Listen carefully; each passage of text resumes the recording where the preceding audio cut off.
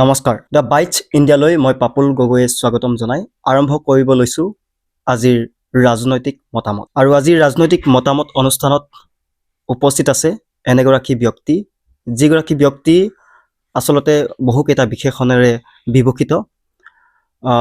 এগৰাকী সুসাহিত্যিক, সমাজ সংগঠক তথা সমাজসেৱক আৰু তেওঁ শিক্ষাবিদ। আৰু বৰ্তমান তেওঁ ৰাজনৈতিক পথাৰত নামি পৰিছে। আৰু এই ৰাজনৈতিক পথাৰত নামি পৰি তেওঁ আগন্তুক যি বিধানসভা নিৰ্বাচন, ২৬ৰ যি বিধানসভা নিৰ্বাচন, এই বিধানসভা নিৰ্বাচনত বিজেপি দলৰ পৰা প্ৰাৰ্থিত্ব প্ৰত্যাশী হিচাপে থিয় দিছে। তেওঁ হৈছে ডক্টৰ দয়ানন্দ চাহ।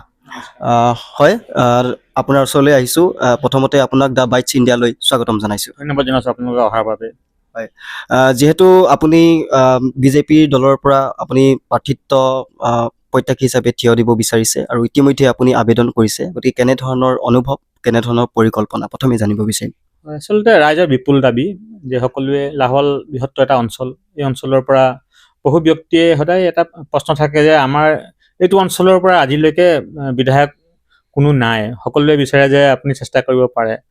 মই সেয়েহে বুলি আৰু ৰাইজৰ যি এক আগ্ৰহ আৰু আগন্তুক বিধানসভাত যিহেতু আমাৰ দলৰ মুখ্য তথা সভাপতি তথা মুখ্যমন্ত্ৰী এটাই বাইট আমি শুনিবলৈ পাইছোঁ যে নতুনত্বক আমি আদৰি ল'ম, এইবাৰ সুবিধা দিয়া হ'ব নতুনক। আৰু সেয়েহে আশা কৰিছোঁ আমাৰ সমষ্টিটো নতুন সমষ্টি এইবাৰ, যিহেতু লাহোৱাল সমষ্টি বিলুপ্তি ঘটিল। ১৭ নম্বৰ আছিল আমাৰ, বিলুপ্তি ঘটিল। বৰ্তমান চাবুৱাৰ লগত লগ খুৱাই চাবুৱা লাহোৱাল বিধানসভা সমষ্টি আৰু এয়া 87 নম্বৰৰ আমাৰ নতুন এটা সমষ্টি। নতুন সমষ্টিত আমি নতুনভাৱে বিচাৰিছোঁ আমি নিজৰ দলৰ পৰা ভাৰতীয় জনতা পাৰ্টীৰ আমি 100% আমি বিশ্বাস কৰোঁ কাৰণে আমি সেই দলত আমি আছোঁ। আৰু দলটিয়ে গোটেই ভাৰতবৰ্ষতে কি গোটেই পৃথিৱীতে বৰ্তমান সুখ্যাতি হৈছে। ভাৰতীয় জনতা পাৰ্টী এনেকুৱা এটা দল এতিয়া বৰ্তমান গোটেই পৃথিৱীতে সকলোৱে মোদীজীক বা অমিত শ্বাহদেৱক বা আমাৰ অসমৰে হিমন্ত বিশ্ব শৰ্মাক যি ধৰণে আঁকোৱালি লৈছে, তেওঁলোকৰ যি তেওঁলোকৰ দক্ষতাৰ বাবেহে আমি দেখিবলৈ পাইছোঁ যে দলটি বহুত সাংঘাতিক ধৰণে বৰ্তমান এতিয়া শক্তিশালী। সেই শক্তিশালী দল এটাত আমি নিজে আছোঁ বাবে আমি নিজেও ধন্য মানিছোঁ। লগতে এই দলটিৰ লগত আগবাঢ়ি যোৱাত এয়া বিধানসভাত সেই আশাৰে প্ৰাৰ্থিত্বৰ বাবে আবেদন জনাইছোঁ। যিহেতু দেখিবলৈ পোৱা গৈছে যে বিধানসভা নিৰ্বাচনৰ মাজত কেইটামান দিন বাকী, আৰু তাৰ সমান্তৰালকৈ সকলো ৰাজনৈতিক শাসক বিৰোধী সকলো দলেই নিজৰ নিৰ্বাচনী প্ৰচাৰৰ কাৰণে তুংগত উঠিছে, সকলোৱে কঁকালত টঙালি বান্ধিছে। আৰু আপোনাৰ প্ৰচাৰৰ ক্ষেত্ৰত কেনেধৰণৰ কাৰ্যসূচীবিলাক অটুট ৰাখিছে বা ৰাইজৰ মাজলৈ গৈ কেনেধৰণৰ সঁহাৰিবিলাক লাভ কৰিছে? আচলতে যিহেতু মই এজন সমাজসেৱক, সৰু কালৰ পৰাই সমাজৰ লগত জড়িত, প্ৰতিটো সমাজৰ প্ৰতিটো সংগঠনৰ লগত নামঘৰৰ পৰা লৈ কৰম পূজাৰ পৰা লৈ উঠিচু পূজাৰ পৰা লৈ বিহুৱে লৈ সকলোতে মই জড়িত এই গোটেই বৃহত্তৰ অঞ্চলত। সেয়েহে মোৰ প্ৰচাৰ বুলিবলৈ মই সদায় কৰ্ম কৰি যাওঁ সমাজৰ যিকোনো কামত, যিকোনো সংগঠনৰ বা খেল ধেমালিতে হওক। বৰ্তমান মই লাহোৱাল ফুটবল একাডেমীৰ মুখ্য উপদেষ্টা, ডিব্ৰুগড় জিলা খো-খো সন্থাৰ উপসভাপতি, আৰু বৃহত্তৰ আমাৰ এটা সংঘ আছে ডিব্ৰুগড় নৱজাগৃতি যুৱ সংঘ, তাৰ উপদেষ্টা। মুঠতে এইবিলাকত এই ধৰণে জড়িত হৈ আছোঁ। আৰু লাহোৱালত আমাৰ মা সৰস্বতী ফাউণ্ডেশ্যন তাৰো মই সভাপতি ট্ৰাষ্টৰ। লগতে প্ৰায় 23-24 বছৰ হৈছেগৈ প্ৰায় আমাৰ লাহোৱাল কৰম পূজা, কেন্দ্ৰীয় কৰম, তাৰ অতীজৰ পৰা মই নিজে ফাউণ্ডাৰ, প্ৰায় 15 বছৰ মই নিজে সভাপতি আছিলোঁ আৰু বৰ্তমান মুখ্য উপদেষ্টা। গতিকে সমাজৰ লগত আগবাঢ়ি যোৱাৰ বাবে মই চেষ্টা কৰিব নালাগে, এয়া মোৰ নিজৰে কৰ্তব্য আৰু সদায় মই নিজে বৰ্তি হৈ আছোঁ। হয়, সঁচাকৈ নিশ্চিতভাৱে আপোনাক শুভেচ্ছা জনাইছোঁ। আপুনি যিহেতু আশা ব্যক্ত কৰিছে যে 87 নং যি নতুনকৈ নৱগঠিত যি চাবুৱা লাহোৱাল বিধানসভা সমষ্টি, চাবুৱা লাহোৱাল বিধানসভা সমষ্টিৰ পৰা তেখেতে যিহেতু টিকট বিচাৰি ইতিমধ্যে আবেদন কৰিছে, আৰু তেওঁ আশা ব্যক্ত কৰিছে যে তেওঁক দলে বা হাইকমাণ্ডে তেওঁক টিকট দিব। আৰু তেওঁ যদিহে টিকট দিয়ে তেতিয়াহ'লে আৰু এটা কথা জানিব বিচাৰিম, যদিহে টিকট দিয়ে তেতিয়াহ'লে আপুনি নিশ্চিতভাৱে জয়ী হ'ম বুলি ভাবেনে?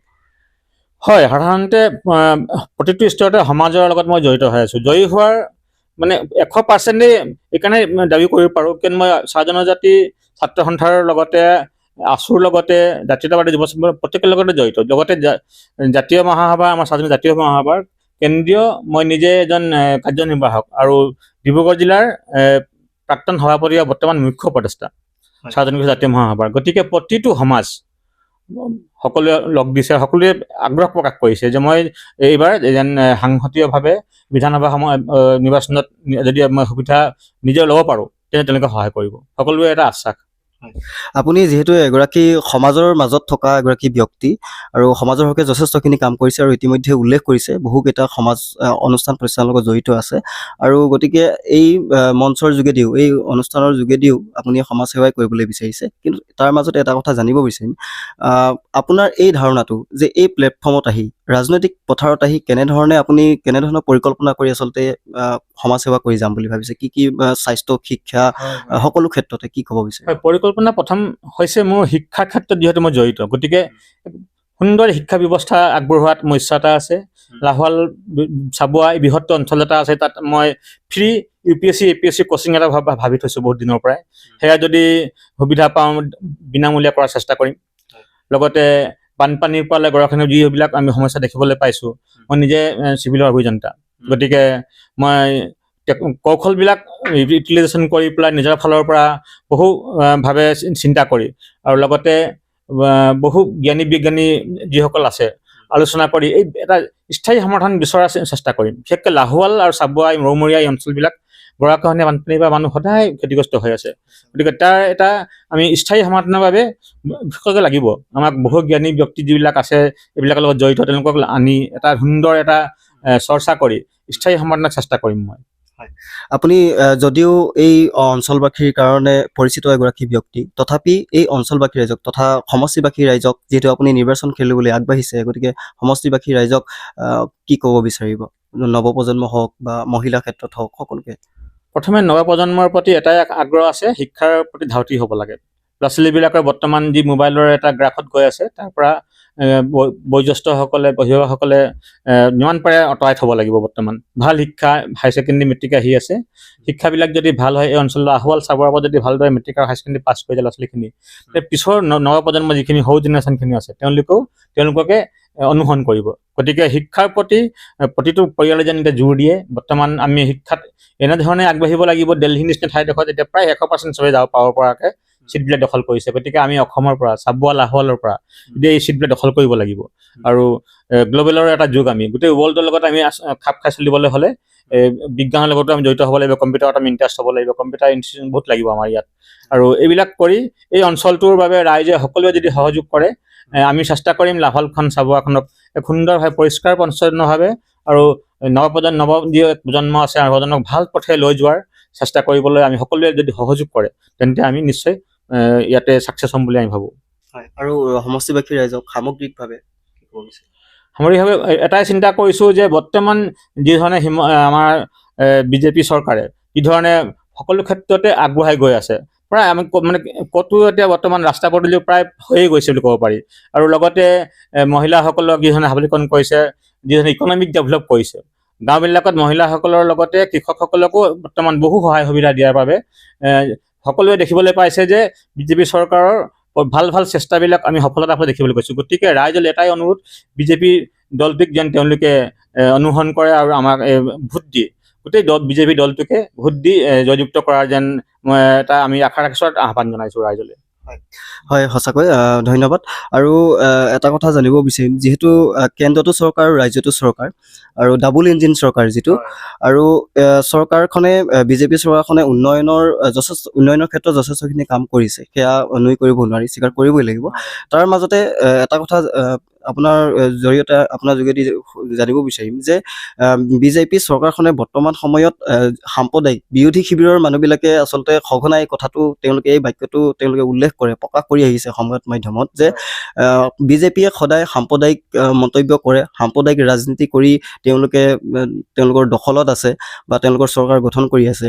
আৰু মূল্যবৃদ্ধিৰ ক্ষেত্ৰত বা নিবনুৱা সমস্যাৰ ক্ষেত্ৰত কিবা তেনেকুৱা সেই সমস্যাখিনি সমাধান হোৱা নাই আজিলৈকে, তেওঁলোকে ভুৱা প্ৰতিশ্ৰুতি দিয়ে, প্ৰতিশ্ৰুতি পূৰণ নকৰে, তেনেধৰণৰ কথাবিলাক কয়। গতিকে সেইবিলাক কথাৰ পৰা কেনেবাকৈ BJPৰ শিবিৰত কিবা প্ৰভাৱ পৰিব নেকি আগন্তুক নিৰ্বাচন? সাধাৰণতে ভাৰতীয় গোটেই দেশখনেই ধৰ্মনিৰপেক্ষ দেশ, তাত কোনো এটা দলে আমি কোনোবা এটা প্ৰত্যক্ষ বা পৰোক্ষভাৱে কোনো এটা জাতিক আমি কেতিয়াও সকলোকে সমান চকুৰে চাব লাগিব, সেইটো সঁচা কথা। আৰু সাম্প্ৰদায়িক দল বুলি ক'লেও আপুনি মন কৰিব সকলো সম্প্ৰদায়ে BJPত জড়িত হৈ আছে।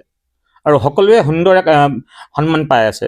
আৰু ইকনমিক ডেভেলপমেণ্টত আমি দেখিব পাব যে ডেভেলপমেণ্ট এই ধৰণেই হৈছে বৰ্তমান। নৱপ্ৰজন্মৰ লগতে যুৱতীসকলেও এতিয়া বহু ক্ষেত্ৰত আগবাঢ়ি গৈছে ব্যৱসায়ত দেখিছোঁ আমি।